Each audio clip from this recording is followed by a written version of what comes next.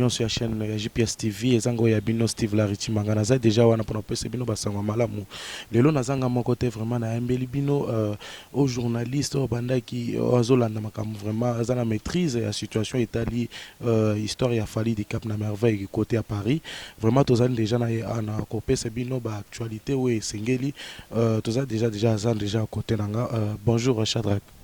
Ouais, bonjour Steve, bonjour ma internaute, bonjour Bakou et Biso. On s'est nettement, bonjour à vous et je sais que vous aurez belé pena. Il y a Rolanda Biso partout dans le monde entier. Je vous dis carrément bonjour et je vous aime beaucoup. Bonne santé. Ouais, santé ça va, santé maintenant Pépé est toujours dans Ngolo à grand prétendant mais sur mon boulot quoi. Donc santé Pépé est tout fonctionner toujours par rapport. Oui, ezomona na kaka donc lelo toye awa poto betama masolo etali concert ya Fally na Paris pour na yo opinion na yo zane. Voilà, on va bien faire concert en haut. Fally pour pas de King, de Cap la merveille. Azamora artiste ou sa fierté emblème yambo en la biso. Et moi je dirais que normalement on a déjà pas mal. Pourquoi? Parce que Azamuto abimara déjà trop. Année passée à la Canada, à la States, et les lots sont à Bercy. Il n'y a rien de grave. Donc il fallait pour pas de King. Il séjourne à Paris depuis un très long moment. Je pense que ça fait des semaines, je crois. Donc avec un pour nos préparatifs, il y a concert il y a Bercy et des tours au monde à Batonio, surtout Bako CP là-bas, il y a les 28 euros. Il y a des gens au Baouti des States, il y a des gens au Baouti Montréal, il y a des gens au Baouti Suisse, il y a des gens à Paris, il y a des gens à hôtel pour les héroïnes. Donc des King Penda, à Paris, donc d'ici quelques jours, d'ici 5 jours, 4 jours, tout vivre bilingue. Oh et mais là on a soutenu à Paris, tout vivre bilingue. Oh Penda, ils allaient perdre pendant un long moment. Donc d'ici quelques jours à tout zongelango. Dans ma on a vu ça à Paris, na minute au CP là. Comprends? Malheureusement yozate vraiment mais toujours mon aba politicien congolais bazana kati ya otungisa pour un concert on est salé maté. Pour na yo idée zande. Voilà, bon, affaire en Opena, je ne vais pas insister là d'ici mais ils ont mawa. Tu comprends? Ils ont bien mawa trop. Les en route pour politiciens, il y a certaines personnes oyo basala clique na bango, o bami benga ba combattant, o bami benga ba littérapo na ba cause ya mboka, o to mona bango te na mboka oyo, o batikala ba ministre mafinga, o batikala bato buzo ba e bango ni mutu ba prétendre que lo bateke te non concert et beta matin. En tout cas moi de ce côté là aussi bon en fait bon ça la route est l'autre depuis les tournées ba combattre banda ti les lo na ninga ba kinya wa kutu non to mona tete non ba sali moi initiative moi boye pour na luka moi stratégie moi tique moi boya bien koluka ko meka un peu ko arranger ba situation na bandenge mo boye depuis ba banda lit ya ba combattant et de la ba beta ki mutu tel boye ba boma ki mutu tel boye ba zokisa ki mutu tel boye mais au pena lit mo boye te non ba combattant ba lutter pour na mboka en tout cas je vous dis non toyo ka monter non ba sala ngote. Mais pourquoi qu'on troubler artistes congolais surtout et puis qui fait la fierté de notre pays? Oh, entre autres, il fallait représenter emblème. Il y a RDC positivement. Logiquement parlant, il fallait présenter emblème. Il y a musique qui a République démocratique du Congo. Donc avec beaucoup de positivité. Alors il fallait non logique à mon solo, beaucoup de quoi empêcher, arrêter na banding non ça n'a pas d'importance.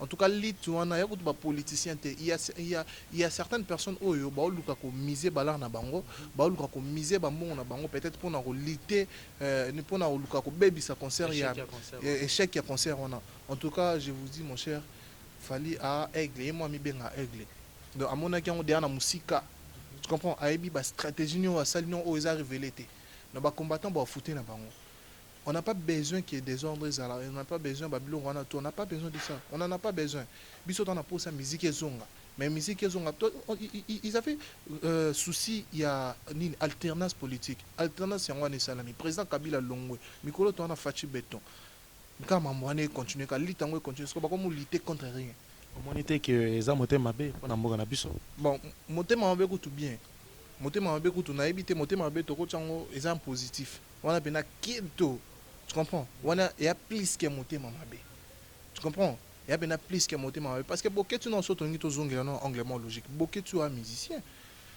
boké tu as musicien abeta ba kokolo abeta azalaka bon azalaka musicien mais aza yé pas ça la succès na musique ya ça la succès na ki combattant ya ça la succès na musique le commissaire combattant c'est moni moi abeta ki kimisi akenda poto nzembo abetaka nini oyo ayembaka na lingi naloba wana il y a ça la musique pour intérêt moi que nous faisons poto bon siko ba intérêt na bango toyebi te intérêt oyo asalela ndule toyebi te mais aza mutu oyo peut-être mosusu ndule na elingi ekomisa na niveau moko boye ya likolo makasi peut-être koleka bafali na ndenge kilelo peut-être boketu aye mosusu kofi ya musique folklorique so atiaki mayele peut-être alingi aza wera so na musique folklorique so atiaki mayele dans un angle logique yakenda bapoto na ye parce que afinga bato parce que asala banzembo moko bafinga bato mais siko mpona kofinga bana asala akoma kofinga ntina bapoliticien moya tia makolo na mboka ya te et alors toi tu dis que tu es combattant aussi longtemps oza ta na initiative moko ya malamu te ya malonga te peut-être mosusu ya soutenir baorphelin moko boye bamoko boye baza délaissé bamoko baza abandonné ou soit initiative ya okenda ta na este bango bato mpena baobenga bacombattant bana lutte contre changement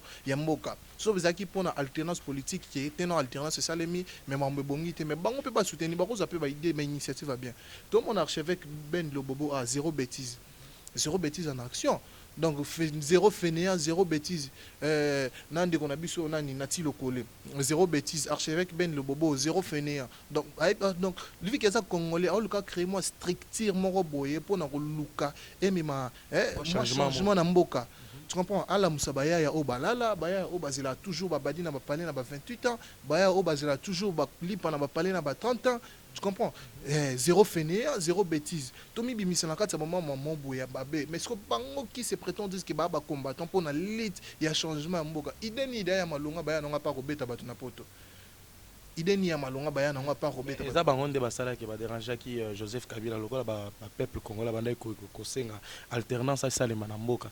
Bangonde banda ko sala d'une manière que non alternance ça les manamboka parce que bangonde banda ko déranger fait nani ex-président de la République démocratique du Congo Kabila. Comme on dit président Kabila moi naye pena na lingolo bango troté. Azali oyo akomaki mboka pendant un très long moment. Tu comprends? Mais président Fatia Koti, il y a combien de personnes au bas réclamer mboka passe non et elle est en battant. Il y a ça là qui tana et simbité à sali peut-être un sous bilan moro négatif pendant bâton on soit sali. C'est long bango ba combattant. Tu comprends? Peut-être à sali bilan négatif, c'est long bango ba combattant. Mais président Fachi béton côté. Tout le monde va sauter des moutons ils en action. Tout le monde côté babando bongisa. Ah na triomphal là-bas on a parlé moro boya munene toujours na cadre ya obongisa mboka. Toujours dans le cadre long là-bas finir. Tout hier en bas monté.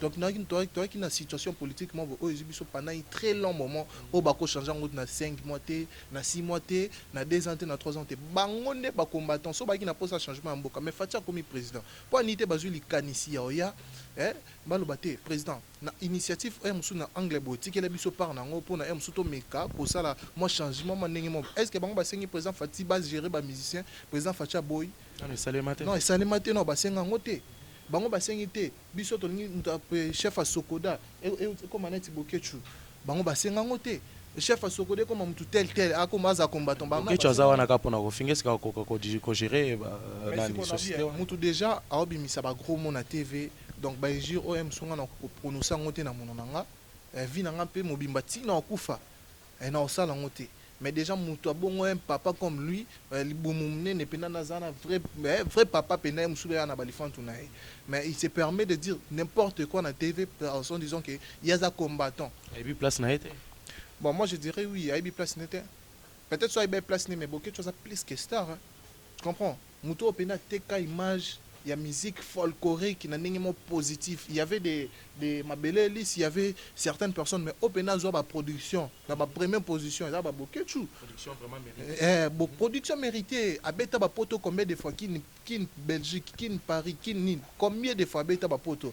Car pour ma musique folklorique kana. Muto Opena zaki na emblème. Fallait abeta musique folklorique te. Mais abeta loko awa, et loko a franchir ba limite. C'est là ba vie na YouTube.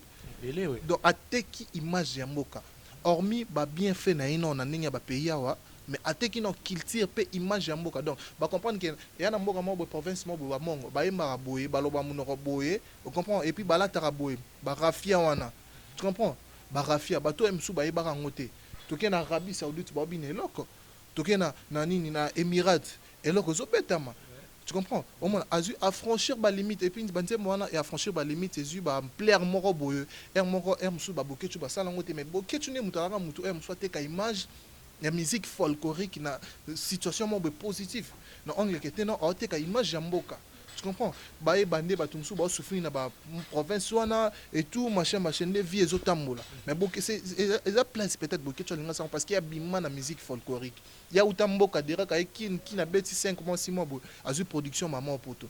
Donc il y a Azam tout le monde à la plus que star à la top. Il n'est pas sa vie n'était pas destinée peut-être na ba banjir wana na komi sa combattant parce qu'il y a des combattants sages. Hein. Il y a des combattants au pays bazora ba ça maman bien tout le monde bandi qu'on a biso ba combattre belé ça la maman bien pour la mboke changer en monde tala net ba combattre bandi on a biso à Londres bandi on a biso à Belgique na monde bandi on a biso msu à Paris bango pe ba vrai combattant peut-être que les gars ba boké tu on a ba comprendre que une alternance politique des salami o azaki na ba konzo bango bando lingata ça nini accueilli déjà tu comprends babi inutile ya ça nini ya empêcher parce que des en a fallu hormis nanu vie o ya za nango lelo hormis qui star na ye ana famille mo boye hein à soutenaka tu comprends aller saka ana famille musicale moko boye batali la raye tu comprends a même 30 personnes à poto imagine ça déjà ONGP ya ONG orphelinat ya orphelinat ana ba ONG belé à sala et puis ana ba orphelinat belé à soutenaka tout le monde a ce que tangilanga combattant nini déjà a une initiative hein atinda ta $100 na ye Alex on na TV attends ba biso le boko à gauche et puis si à droite c'est batté mais combattant ni déjà une initiative on a mis bimisa tout mon mon côté mais tozo mona ba Cédric Bakambo baza pe na ba idéologie wana mais Cédric Bakambo combattant il y a un joueur oui yango na lobby qui à côté ba combattant vraiment azate mais tozo mona ba joueur congolais mususu bazo évoluer en dehors ya pays mais baza na ba initiative wana mais ce que moni ta ba joueur football sala ce que bino batubol ba ke ba combattant hein mais un soupe sur président Kabila abando beta bango bakara bando occupé bango té agine na raison parce que on a bino ba combattant bo bunda pona rien ça bo ça la makelele bo lité pona rien toi tu penses que soki bango ba beti ba congolais to ba interdire ba congolais musique e beta na poto mais chaque jour chaque week-end concert e beta na Kinya on a ninga ba Kinya on a ba province concert e beta ma chaque week-end concert e beta mais pas ni te baluki pe initiative basa ba combattant na ndenga Kinya pour ba ebi simba te yo quand so ba beti batu na poto kuna na Paris wa puis ainsi de suite ba beti batu est-ce que mboka ndé so ba sala ngone mboka changer maman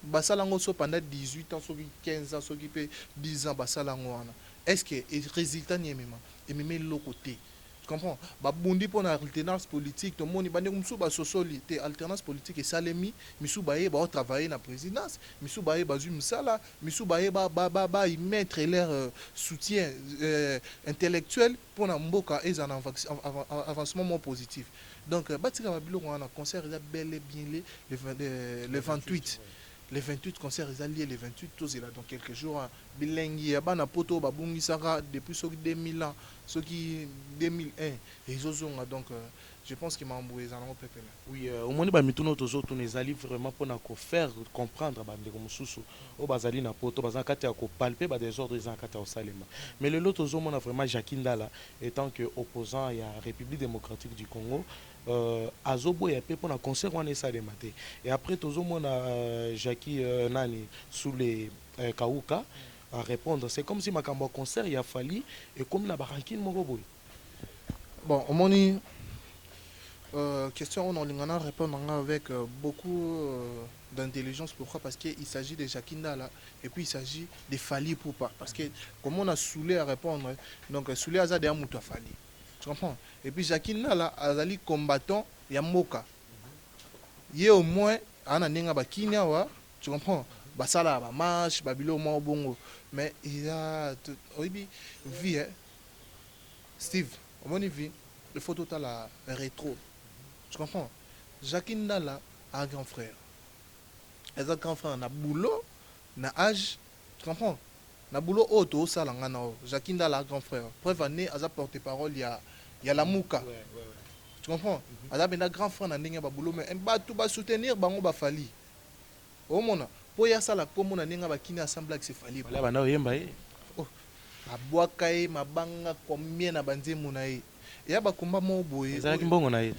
Mbongo nete est-ce que pena na mbongo pe ça fallait pour fallait boka tout tika ba bêtise wana ya za mbongo pe ça fallait boka fallait libanga nino moko écouta dia ba 5000 pour mabanga o ya boka wana mabanga kilo parce que libanga kilo bongo écouter 5000 parce que boulot na biso yo yebinde ton fonctionnera 5000 on euta te Ngolo totika trop. na bablagi non 5000 penda oya boye tano mosusu okangisi ya mosusu ozalaki mc na fete moko boye na manifestation moko boye okangisi ya mosusu 5 mois 6 mois okangisi mwa 5000 na yo alors que ozopesa yango fali mpo fali abwaka non tika tu comprends biso twana baken piana fali abwaka ken piana apesaki eloko te mon vieux je te sali depuis Paris ken piana makizembe petit frère ya Angel Mswahili donc fali apesaka ken piana fali abwakaka ye apesaki eloko te eza kaka estime ya reconnaissance fali aza nango ken alobela yanga ken abundela yanga tu comprends lelo amemi ye poto Jacques Ndala aza reconnaissant. non bien totika non bablague combien d'années Jacques Ndala asali pembe na bawera son bamemi poto azwango te combien d'années Jacques Ndala asali pembe na fali epupa po azwaka voyage ya poto C'était facile. azwango te azwa te ti lelo banda botama ti peut-être un mosusu na baage aza nango na akenda poto te tu comprends batika babiloko wana wana ya motema mabe wana ekomi kieto omoni wana ekomi kieto na angle nini yo olobaki te no concert ebetama te mais bozalaki na posa alternance politique esala mite so parti na bino zwi te nde sikoyo il faut bino bomema ngo na bandenge mobo c'est no sense ndeko na nga c'est no sense tu comprends et en sens te mais na maloba na yo ozomona te que Jacques Ndala aza na raison pourquoi parce que lolenge bango bazomona parce que tant tozalaki na élection bango bazalaki côté ya lamuka ntango barate élection mpo na bango bazomona ke no mboka ezotambolaka bien te parce que na Congo eloko tozoremarke eza ke motema mabe eza na kati ya obakisama quand lolenge fali du cap na merveille alobaki na France devant les journalistes alobaki que ennemi ya Congo aza congolais ye moko omoni te ke na maloba ye abanda ekolo omoni ke azalaki na raison te mais sikoyo naozonga na raison omoni place wana na mpe naopesa ye raison d'abord soki fali aza politicien Fali n'a jamais fait la politique. Tu comprends? Il n'a jamais fait la politique. Biso toyebi Fali artiste et musicien depuis quartier latin. Nayebi Fali na quartier latin. Nayebi Fali na quartier latin. Depuis azala na quartier latin ti ayo koma Fali pour pas de king alelo. Non na tika la yokete asali affaire mambo ya politique. Obi na en place il taba combattant na banda. Li taba combattant et banda penda beaucoup plus na 2006. Tu comprends? Na 2006 tant au président ex-président na biso président honoraire nani président Kabila tant alingi asa la promotion ba propagande na ye pour na bato ba voter abengaka Wera abengaka ba Kofi élection na ye contre Jean-Pierre Bemba abengaka ba Tchala mwana abengaka ba Bele to mona kuti Kofi ayemba kito za Kabila comprendre bato msuku to bakoko arrêter bango ezande ba vie wana o bandima mama to mona fali na mambo wana te aboya na mama mwana kutongo esala ye se kutie na poto. Vous comprenez? Écoutez, un apôtre sans faire ni n'importe quoi. Aboya ba makamona depuis un moment pas ebe un sous mamu et comme préjudice. Il fallait mi côté na mamona te. On en a raison de ni Jakinda. On en a raison de ni fallait. D'abord, raison na so linga en a raison, linga la so qui peut-être un sous régime ezali il y a ex-président Ocholo régime wani koya. Vous comprenez? Président Koti ça fait 1 an to là na 2 ans.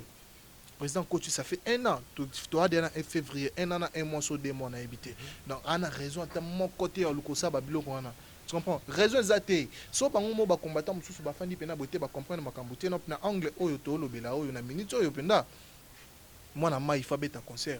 Parce que, comprendre que, non, raison, oyo, et Lukaba empêché, exacte. Mais toyo ka ba rimer bango ba olika na ba caméra cachée sur bango ba singa mbongo so ba lingi fa concert betama il faut parler apé sambongo boye apé sotambo monte ke komi na ngoka likambuka ke qui est to mutema mabe tu comprends bolingi muninga évoluer te bolingi bolia na sima muninga mena ndenge sko ya mabe tu comprends ba na raison mon côté ta moni soule ka uka na ba publication na lobby Jacques Ndala abane ko ya ko kemande pa nani Fali Poupa. Famille ceci, les enfants c'est là, machin, et tout. Donc, à expliquer relation à Jacques Ndala Zalana Fali Poupa. Vous comprenez? Sans faute pendant, sans mabé, on a raison. Au contraire, foutissez une makasi. Et puis, monsieur n'a habité, n'a redéterminant. Et puis, monsieur Yuma. Et puis, monsieur n'a c'est. Vous comprenez? Parce que Mouto yo Zalana. So, donc, il y a un qui kala. Tout un nom qui kala y avait na bisona total pena qui kala na ye histoire na ye est-ce qu'il y a hôtel maliboso fali pena lo bakete na concert na ebeta te mais tout ça ba 20 €. Ouais. Totika ba matière qui ala la pongi ça mamna so continuer qui ni na qui na la pongi on va bêtiser. Vraiment, il faut ba Congolais vraiment faut bazala vraiment reconnaissant. Question moko ya suka parce que tout le monde il fallait na concert na ye a memi Ken Piana a memi bato ebele wana a memi 9 chiffres Robinho Mundibu a memi ba artiste ebele wana.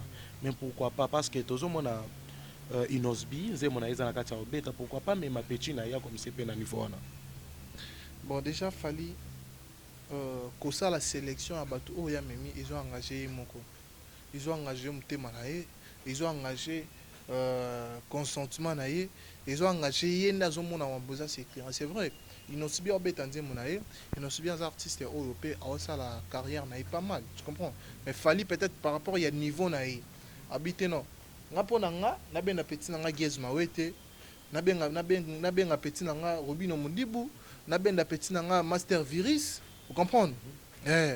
Pour un vrai sens, net qui est un vrai soldat fallait pour pas. Donc c'est vraiment tout ça fallait même normal. Mais est-ce que est allé ba musicien, on a vouloir ya fallait pour pas. Donc ah et big na robenga ya ata ba benga amasa na Pires Copperfield en genois. On est engagé ka yemoko. Tu comprends? Et engagé ka yi Po tozomona ke tozoyoka keno bato mosusu mpona bango ntango bamoni te ke basollicite ka Robinho mais tant que petit aza na kati ya obeta Inosbi yo mpe eza na kati ya obeta partout dans le monde entier bato ebele bazoloba keno c'est comme si fali na petit problème moko ezali.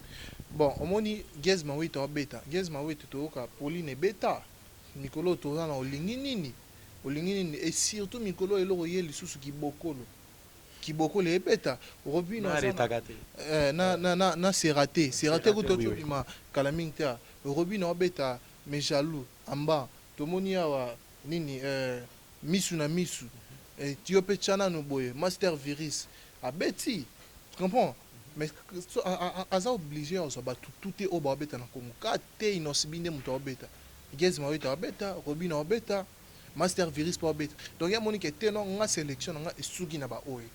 Comment ah forcément obligé de rejoindre nani innocent ah na obligation zoa été peut-être pas innocent de lui-même à comme il a fallu te v ngapi na pour ça dans concert comme il était peut-être un monsieur pas dans un numéro n'était tu comprends mais il y a comme tu fais dans la 4 tu vois non innocent ça bon ça la côté naïe monsieur ça la côté naïe bon wana pena na anglais na to éviter parce que ça la côté wana est important parce que nous savons tout ce qu'il fallait azali suprême pour l'instant wana pena il faut qu'on se le dise la musique na biso Congo aza suprême donc so muto ça à côté na ye wana kutu déjà et le moment kutu alobela ngote parce que bon pour encourager oui parce que pas mal que ça disait moi yo pe à franchir ba limite wana il faut qu'on se le dise c'est la vérité il peut en franchir ma limite mais sur l'état de sélection qui était non oyo kende oyo tikala wana il s'agissait de Fally Ipupa lui-même on était le coup tout qui était non oh yena oyo bayo kana raté non Fally Ipupa mutu monter mutema mabe.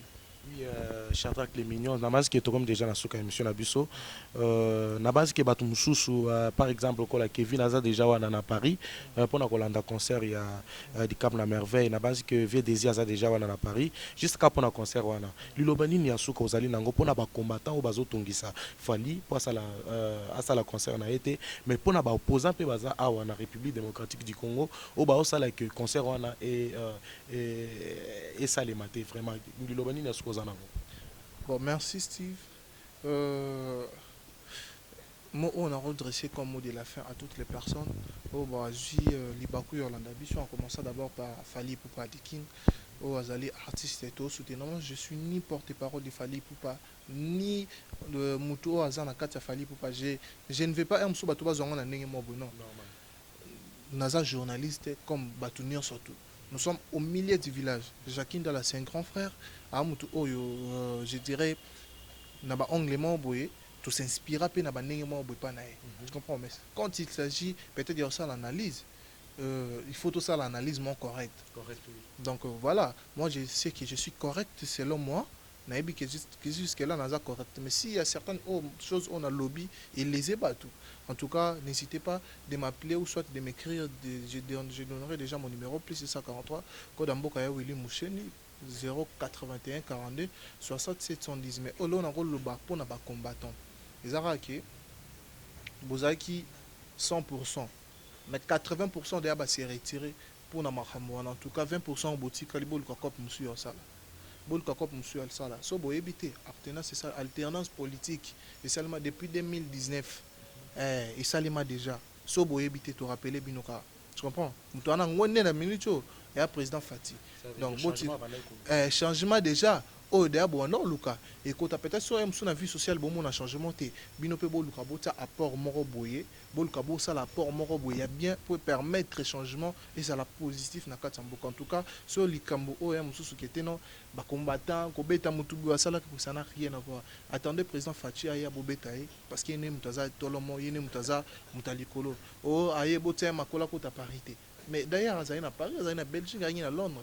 Mais pourquoi bobeta qui était? Pourquoi bosser les mabete? Mais quand les musiciens, pourquoi non? Ça n'a rien à voir. Oh, bateau, bako éduqué, moi c'est ça les musiciens. Il y a des comédiens, il y a des tant de personnes. Oh, bah, ils basala, ils fierté à moi quand on a balibana. Donc, botika, fallait bêta concert na équipe. Si vous voulez, peut-être ils elo mo bo lukabota. Après on a bien. Surtout d'ici, moi je pense que d'ici ils ont un problème. Bateau basa ah, il y a un problème. Oui, Chatra Kakanga et Tozo, moi, vraiment maître Kim Sokuna en France, tout le monde a ça là, concert, naïe, baboké, tu vois, n'a pas dérangé, tant que Azalaka vraiment un passeport congolais. Mais pour Nayo, hein, Boké, tu le loues vraiment, comme nous, le baïbélé, pour un concert, il a fallu, il faut concert et ça, les matins, tant que, qu'on a, il y a pas à faire la reconnaissance parce que, bah, mais maïe, où est-ce qu'on est obligé à moi? Bon, on m'a dit affaire à Boké, tu n'as pas tourné à potement à Sony. Vous comprenez? Et à potement à Sony, il y a un potement à Sony. Akena poto lo ngulu na kata sachet so na kata papier sauf José Makila te mena biso boke tuero azo périr na Afrique dans milama ya terrasse. Tu comprends? Akena poto na nzela à travers vena biso José Makila ne mutami mai poto mamwana batebele ba eba ngote batebele ba eba ngote ba mona rai José Makila talara kete non o bena pangi. Vous comprenez? O bena mutu na biso ya pauvre José aza mutu na ebité so aza mutu je pense que mutu ya ba Équateur wana. Amema Bokechu nde poto. Tu comprends?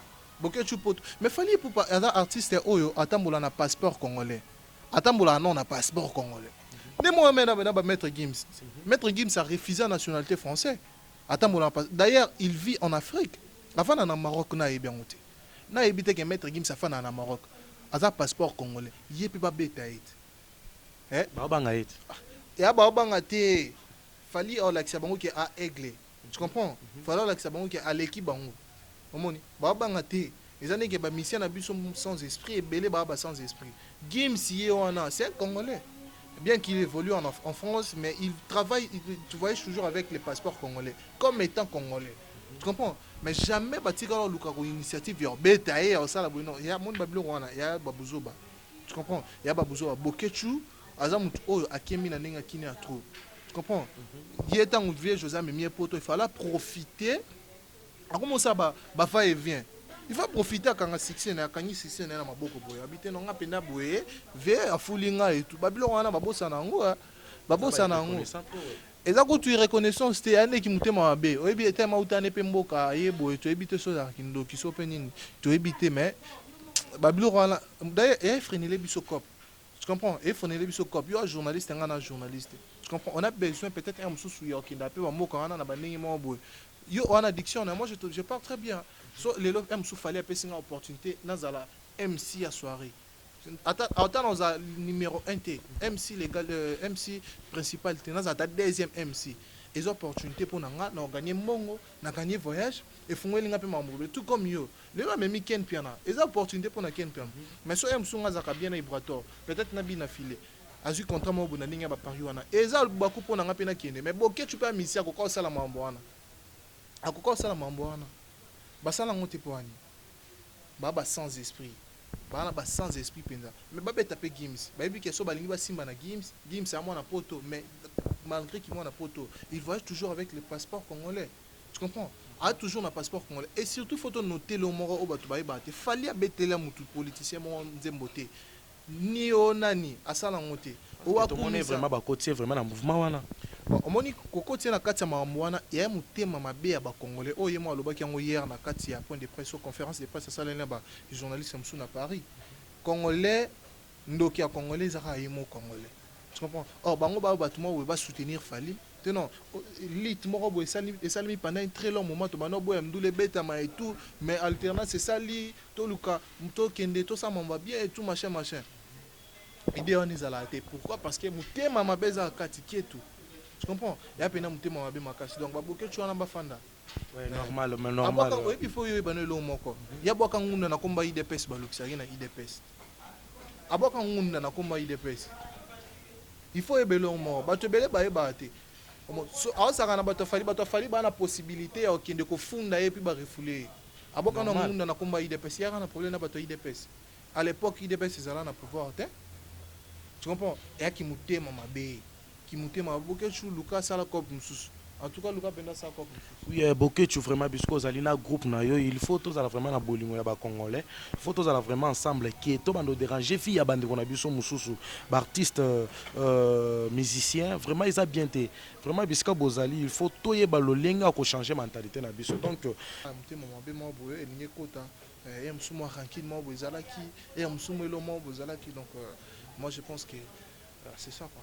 Ouais, merci beaucoup Shadrack pour na kondima vraiment invitation na biso vraiment to comme vraiment na suka émission na biso na base que ba combattant tout baza libande ya mboka na ba o baza awa baza na kati ya kolanda chaîne JPS TV bazozela ke concert ya Fali et Betama après ba bandolanda ngo na chaîne na JPS TV Shadrack azana moi lilobo muke ya kopesa bino avant to chiter na émission na biso. Non mais Lilo Bapenda Sougezate, je vous remercie parce que vous avez bien Libakou on en a vu sur nga naza journaliste na je pense que Boebi et le Europe Boebi ngate pour découvrir toujours la carte ya Rénaline code officielle, je suis votre serviteur. Merci à toutes les personnes au Bena Bolana Rabiso, au Bena Bosoutena Rabiso, là je vois directement Avalo Pinimae le Tour d'Europe.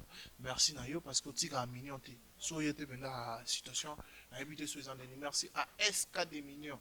En tout cas, je te salue, je sais que tous peuplés en bétoul. Pourquoi pas si penser comme ça à Alain Champ de Bakati à Liège, Daniel Champ, le garçon chinois, bientôt là, Mambo Salima, merci. Là-bas, il y a des belé, on en a vu sur Amanda Elonga, Jeannette Akangai, Jeannette Batombi plutôt, Batombi Yala, on a bien la mère. Na plus chambo de belé, Faïla Kangai, Cédric Bengo japonais, mais je pense que bon, l'année plus on a GPS TV French. En tout cas, merci Nayo Pesti pour l'invitation et merci à toutes ces personnes au Bazaki. Ouais, merci beaucoup aussi à Janine Kapinga, ma mère vraiment biologique. Merci à Bordeaux Kasampinga, pasteur. Merci à Alidor Chimbombo, puisque vous allez vraiment perdre. Nazo Pesumbo, Tena Sengonyoso. Donc, comme vraiment, na suka émission na biso, ezalaki nga ya bino Steve Laritimanga. Na mbela kibino lelo, ndeko na bino ya bien.